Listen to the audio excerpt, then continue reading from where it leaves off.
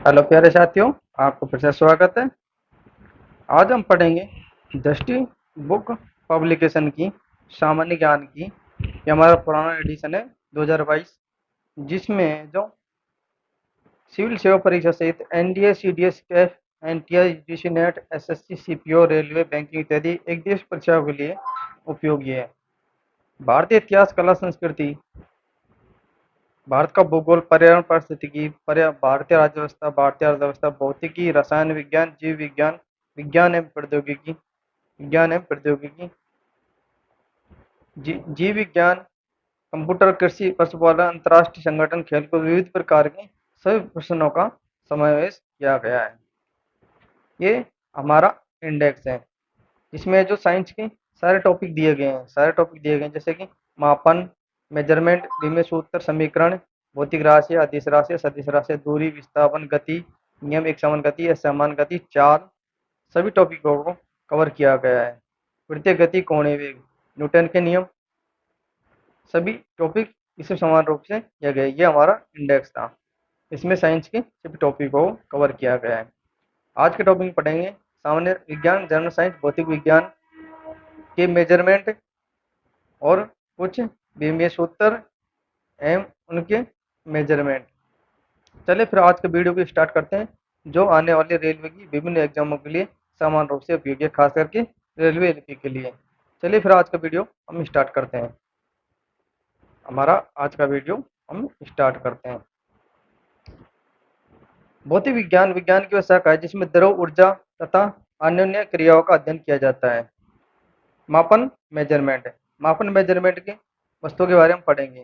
किसी भौतिक राशि का मापन एक निश्चित आधारभूत एवं मान्यता प्राप्त संदर्भ मानक राशि की तुलना करना है तथा इस संदर्भ में मानक मात्रक कहते हैं।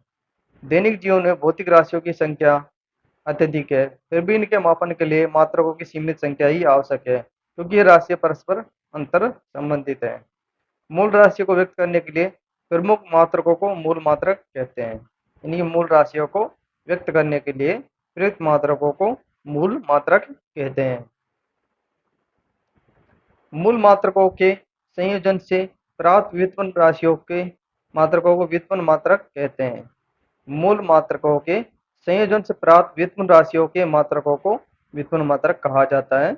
वर्तमान में अंतर्राष्ट्रीय स्तर पर मान्य प्रणाली सिस्टम इंटरनेशनल डी यूनिट, जिसे संकेत अक्षर एसआई लिखा जाता है। एसआई में 7 मूल मात्रक हैं। एसआई से पूर्व 3 प्रणालियां मापन के लिए उपयोग में लाई जाती थी। सीजीएस प्रणाली, जिसमें सेंटीमीटर, ग्राम, सेकंड आदि थे। ईपीएस प्रणाली में फुट, पाउंड, सेकंड मापन के संकेत थे। एमकेएस प्रणाली मीटर, किलोग्राम, सेकंड थे। मूल राशि, मात्रक एवं उनके प्रतीक। लंबाई, लंबाई का मात्रक मीटर होता है, जिसका प्रतीक एम है। द्रव्यमान, द्रव्यमान का मात्रक किलोग्राम होता है, जिसका प्रतीक क्या है, केजी है। समय का मात्रक, समय मूल राशि का मात्रक सेकंड होता है, जिसका सामान्य प्रतीक है एस है। विद्युत धारा का मात्रक एम्पियर होता है, इसका प्रतीक चिन्ह ए है। उष्मा गति की ताप, इसका मात्रक केल्विन होता है, इसका प्रतीक चिन्ह के है। पदार्थ की मात्रा का मात्रक मोल होता है, इसका प्रतीक चिन्ह एमओ एल है। ज्योति तीव्रता का मात्रक कैंडेला होता है, इसका प्रतीक चिन्ह सीडी है। इसका प्रतीक चिन्ह क्या है, सीडी है।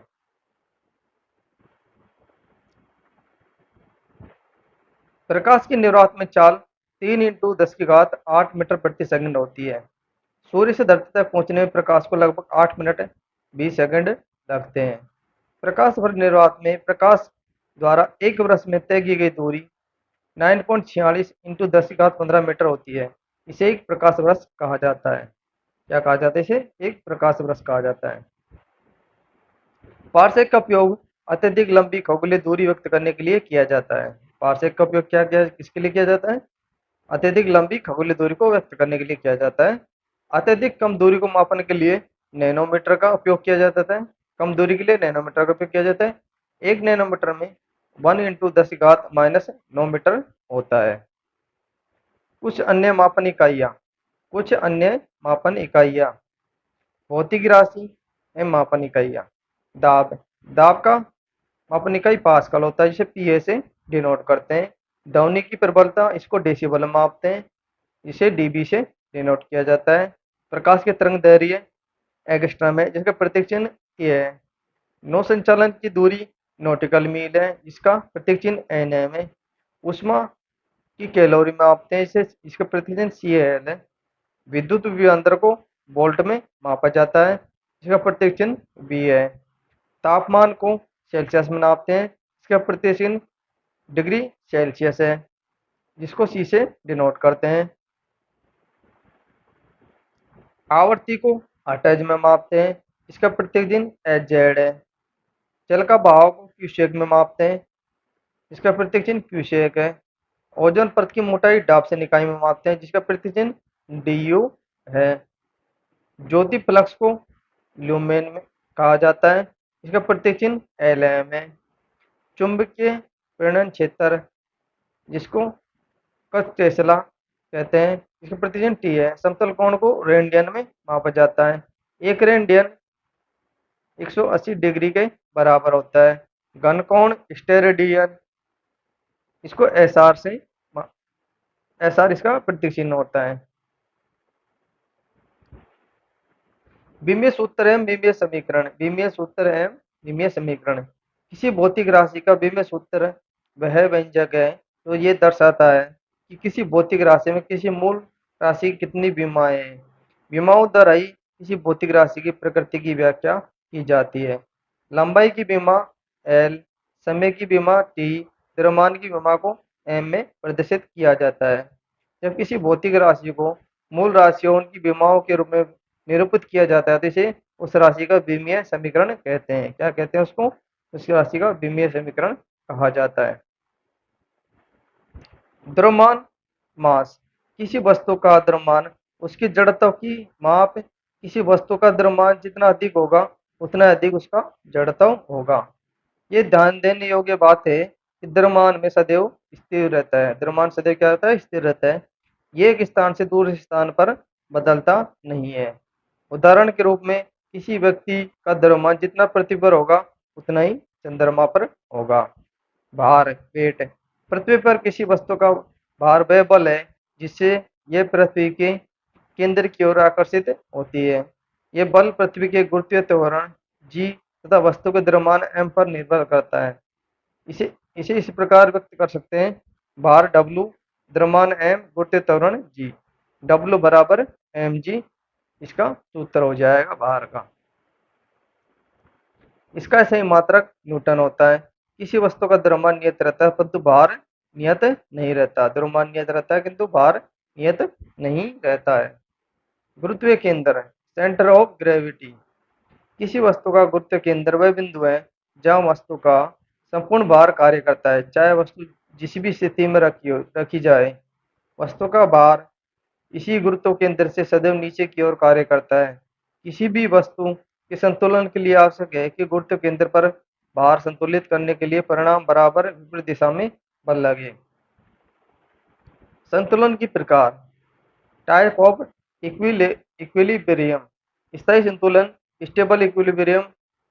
यदि किसी वस्तु की स्थिति में बल लगाने से थोड़ा परिवर्तन हो जाए परंतु हटाते ही वस्तु अपनी पूर्व स्थिति में वापस आ जाए तो इसे स्थायी संतुलन कहते हैं। स्थायी संतुलन यदि किसी वस्तु की स्थिति में बल के द्वारा परिवर्तन कर दिया जाए परंतु बल हटाते ही वस्तु अपनी पूर्ण अवस्था में आ जाए तो इसे स्थायी संतुलन कहते हैं। इसे क्या कहते हैं? स्थायी संतुलन कहते हैं। उदासीन संतुलन। उदासीन संतुलन नेचुरल इक्विलिब्रियम। यदि वस्तु को संतुलन की स्थिति से थोड़ा सा विस्थापित करके छोड़ने पर वस्तु अपनी नई स्थिति में संतुलित हो जाती है तो इसे उदासीन संतुलन कहते हैं। स्थायी संतुलन की आवश्यक शर्तें क्या हैं? वस्तु का गुरुत्व केंद्र जितना संभव हो सके नीचे हो। गुरुत्व केंद्र से जाने वाली ऊर्ध्वाधर रेखा वस्तु के आधार से गुजरनी चाहिए। दैनिक जीवन में उदाहरण। प्रसिद्ध पीसा की झुकी मीनार होने के बावजूद न गिरने का कारण यही है कि इसे गुरुत्व केंद्र से जाने वाली रेखा इसके आधार से होकर गुजर जाती है। बहुमंजिला इमारतों के निर्माण में आधार को विस्तृत एवं अपेक्षाकृत भारी बनाया जाता है जिससे कि इमारत का गुरुत्व केंद्र आधार के निकट रहे। यह इमारत को स्थायित्व प्रदान करता है। मोटर गाड़ियों के निर्माण के दौरान ये कोशिश की जाती है कि मोटर गाड़ियों को गुरुत्व केंद्र आधार के मध्य जितना संभव हो सके नीचे रहे। अभिकेंद्रीय बल। अभिकेंद्रीय बल सेंट्रीपेशल फोर्स। सेंट्रीपेशल फोर्स जब कोई पिंड आर त्रिज्या वाले किसी वृत्तीय पथ पर गति करता है तो पिंड पर वृत्त के केंद्र की ओर एक बल कार्य करता है जिसे अभिकेंद्रीय बल कहते हैं। इस बल की अनुपस्थिति में कोई भी पिंड वृत्तीय पथ पर गति नहीं कर सकेगा। एन द्रव्यमान पिंड को आर त्रिज्या के वृत्ताकार मार्ग पर यू चार से गति करने के लिए आवश्यक अभिकेंद्र बल F बराबर एम बी स्क्वायर आर होता है। जैसे कि ये हमारी पृथ्वी है, ये केंद्र है, इसका बल है जो अंदर की ओर कार्य करेगा, अंदर की ओर क्या करेगा, कार्य करेगा, यानी कि इसलिए इसको अभिकेंद्र अभिकेंद्र यानी कि अंदर की ओर कार्य करने वाले बल को अभिकेंद्रीय बल कहते हैं। अपकेंद्रीय बल। अपकेंद्रीय बल जब कोई पिंड वृत्ताकार पथ पर गति करता है तो अभिकेंद्रीय बल को विपरीत बाहर की ओर लगने वाले बल को अपकेंद्रीय बल कहते हैं। यह बल एक प्रकार का छद्म बल होता है। वस्तुतः वृत्ताकार पथ पर गति करने वाले पिंड में त्वरण इसलिए इस प्रकार के बल का आभास होता है। कपड़ा साफ करने की मशीन, दूध से मक्खन निकालने की मशीन अपकेंद्रीय बल के सिद्धांत पर कार्य करते हैं क्योंकि वो बाहर की ओर उसका फोर्स होता है। घर्षण बल फ्रिक्शन फोर्स। घर्षण बल क्या होता है? यह वो बल है जो संपर्क में रखे दो पृष्ठों के बीच सापेक्ष गति का विरोध करता है। यह उन दो पृष्ठों की प्रकृति पर निर्भर करता है जिनके बीच सापेक्ष गति पैदा करने का प्रयत्न किया जाता है। किसी स्थिर वस्तु में गति प्रदान करने के अपेक्षा गतिमान वस्तु को गति में बनाए रखना आसान होता है क्योंकि स्थिर पृष्ठों के बीच लगने वाले स्थितिक घर्षण बल गतिशील पृष्ठों के बीच लगने वाले सर्पीय घर्षण से अधिक होता है। दैनिक जीवन में सभी क्रियाकलापों के लिए घर्षण बल आवश्यक है। हाथ से वस्तुओं को पकड़ना, वाहनों का सड़क पर गति करना इत्यादि सभी घर्षण बल के कारण ही संभव है। घर्षण बल के लिए पृष्ठों को चिकना स्नेक प्रयोग किया जाता है। बरसात में सड़कों पर फिसलन का कारण घर्षण बल में कमी है। चिकनी सतहों पर चलना ज्यादा जोखिम भरा हो सकता है क्योंकि आवश्यक घर्षण बल का अभाव होता है। यही कारण है कि बर्फ की सतह पर चलना सड़क पर चलने की अपेक्षा कठिन है। बल आघूर्ण टॉर्क। बल आघूर्ण क्या होता है? किसी अक्ष के परित एक बल का आघूर्ण उस बल के परिणाम तथा अक्ष से बल के क्रिया रेखा के बीच लंबवत दूरी के गुणनफल के बराबर होता है। बल आघूर्ण T बराबर बल इंटू आघूर्ण भुजा होता है। एक सदिश राशि है, इसका मात्रक न्यूटन मीटर होता है। किसी बल द्वारा किसी पिंड को एक निश्चित अक्ष के परित घुमाने की प्रवृत्ति को बल आघूर्ण कहते हैं। दैनिक जीवन में बल आघूर्ण के उदाहरण क्या है? हैंडपंप के एक बड़े हत्थे का लगाया जाना, दरवाजे के हत्थे को किनारे पर लगाया जाना, कुम्हार के चाक में लकड़ी फंसाने वाला गड्ढा चाक के किनारे पर होना, ये बल आघूर्ण के कुछ उदाहरण है।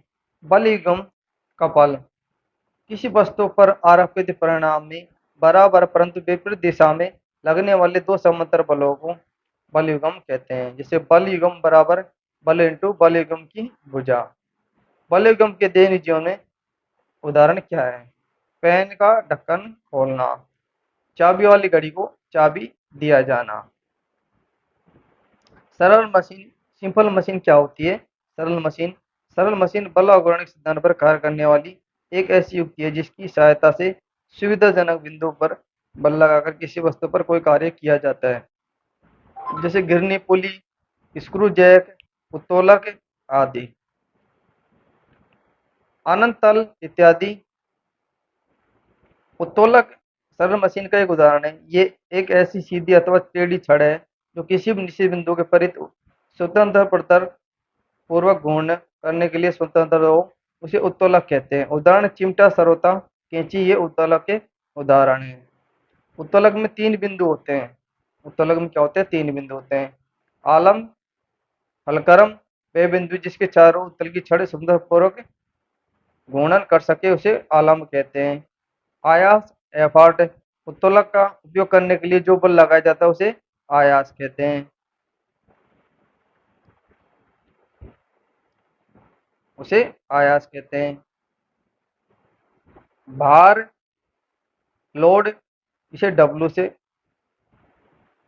से डिनोट किया जाता है। आलम जो बीच वाला हिस्सा होता है एफ है इसे। आयास को ई से किया जाता है जो इस पर फोर्स लगाया जाता है। आलम क्या होता है जिस पर कोई चीज घूमती है, और भार यह होता है जिस पर कोई चीज को उठाया जाता है। भार, लोड। उत्तोलक का जिस वस्तु को उठाया हटाया जाता है, जिस पर कार्य किया जाता है उसे भार कहते हैं। उत्तोलक तीन प्रकार के होते हैं।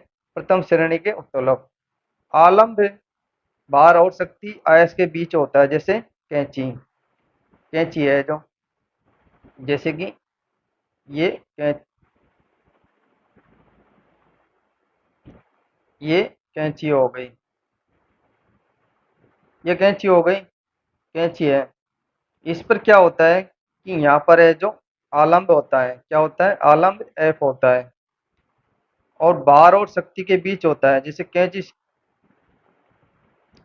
और यहाँ पर ये भार होता है, यानी कि यहाँ पर ये भार होता है, ये आयास होता है। जब यहाँ से हम कैंची को दबाते हैं तो ये एफ पर घूमता है, एफ पर घूमता है तो यहाँ पर दबाव पड़ता है, डब्ल्यू भार पड़ता है, तो ये बालों को काटती है। जैसे कि इसके प्रमुख उदाहरण हो जाते हैं कैंची, सिंडासी, इंडोला, झूला, हैंडपंप इत्यादि। यांत्रिक लाभ एक अधिक से अधिक या कम हो सकते हैं। द्वितीय श्रेणी के उत्तोलक, द्वितीय श्रेणी के उत्तोलक में भार शक्ति और आलम के बीच होता है। इसमें क्या होता है कि भार है जो शक्ति और आलम के बीच होता है, यहाँ भार होता है।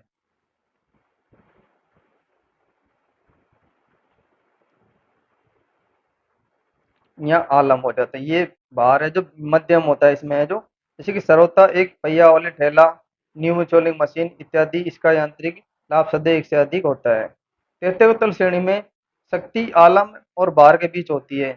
इसमें शक्ति है, यहाँ पे शक्ति शक्ति आ जाएगी, यहाँ पर शक्ति हो जाएगी तृतीय श्रेणी के उत्तोलक में। इसमें स्टेपलर, चिमटा, मनुष्य का हाथ इत्यादि। कार्य, ऊर्जा एवं शक्ति। कार्य वर्ग किसी वस्तु पर लगाए गए बल तथा बल की दिशा में विस्थापन के गुणनफल को कार्य कहते हैं। ये एक सदिश राशि है। इसका ऐसे मात्रक कार्य बराबर बल इंटू विस्थापन है। उपरोक्त सूत्र से यह स्पष्ट है कि यदि विस्थापन शून्य हो तो किया गया कार्य शून्य होगा, बल की मात्रा चाहे कितनी भी हो। यही कारण है कि सिर पर बोझ लेकर खड़े व्यक्ति द्वारा किया गया कार्य भौतिक विज्ञान की दृष्टि में शून्य होता है। यदि बल F विस्थापन d के मध्य थीटा कोण बनता हो तो कार्य कार्य क्या होगा, कार्य W बराबर F cos थीटा, D बराबर F इंटू डी होता है। यदि थीटा बराबर 0 डिग्री कार्य सर्वाधिक था, थीटा बराबर 90 डिग्री कार्य शून्य होगा, तो कोस 0 बराबर 1, कोस 90 बराबर 0 होता है। ऊर्जा, एनर्जी। कार्य करने की क्षमता को ऊर्जा कहते हैं। ऊर्जा के विभिन्न रूप हैं, अर्थात ऊर्जा किसी वस्तु में निम्नलिखित रूप में संचित रह सकती है, जैसे स्थितिज ऊर्जा, गतिज ऊर्जा, उष्म ऊर्जा, प्रकाश ऊर्जा, रासायनिक ऊर्जा, विद्युत ऊर्जा में। गतिज ऊर्जा, काइनेटिक एनर्जी। किसी वस्तु की गति के कारण उसमें निहित ऊर्जा को गतिज ऊर्जा कहते हैं। यह ऊर्जा उस कार्य के बराबर होती है जो वस्तु को ये वेग प्रदान करने के लिए आवश्यक है। यदि m द्रव्यमान की वस्तु का वेग v, तो गति ऊर्जा के ई बराबर 1/2 mv² होगा। उपरोक्त सूत्र से यह आसानी से समझा जा सकता है कि गतिमान पिंडों की गतिज ऊर्जा उसके द्रव्यमान के समानुपाती होती है। एक समान वेग से गति कर रहे ट्रक एवं कार में ट्रक की गतिज ऊर्जा अधिक होगी। स्थितिज ऊर्जा, पोटेंशियल एनर्जी। किसी वस्तु की स्थिति के कारण उसमें निहित ऊर्जा को स्थिर ऊर्जा कहते हैं। यह ऊर्जा वस्तु पर किए गए कार्य के कारण उसमें संचित हो जाती है, जैसे कि किसी स्प्रिंग के खींचने से उसमें संचित ऊर्जा, बांध द्वारा रोके गए पानी में संचित ऊर्जा, धनुष की तनी डोरी से संचित ऊर्जा।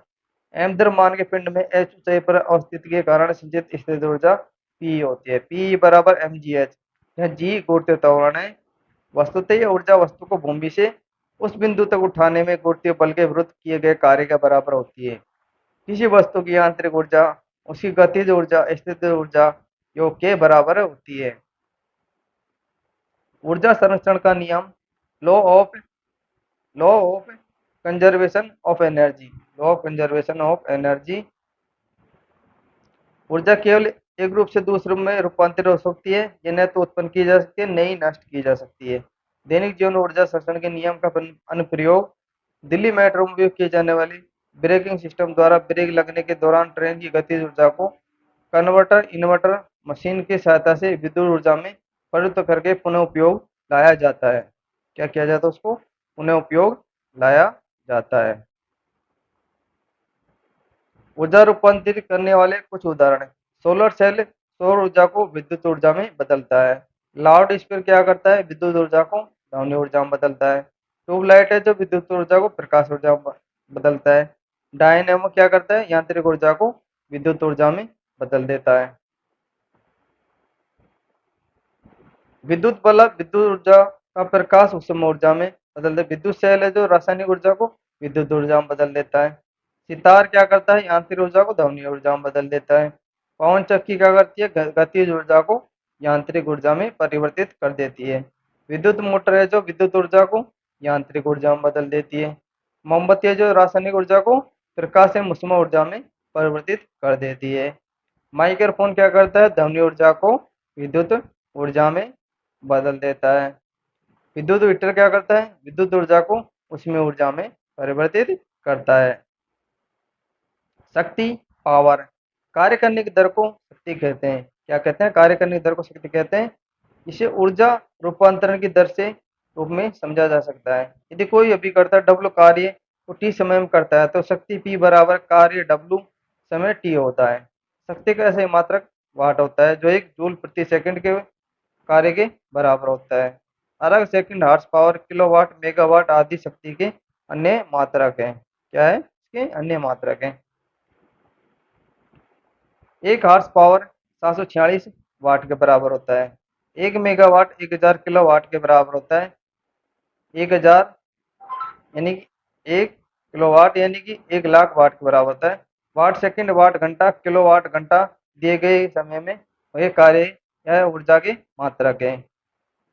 1 किलोवाट घंटा बराबर 1000 वाट घंटा बराबर 3 × 10⁶ जूल होता है।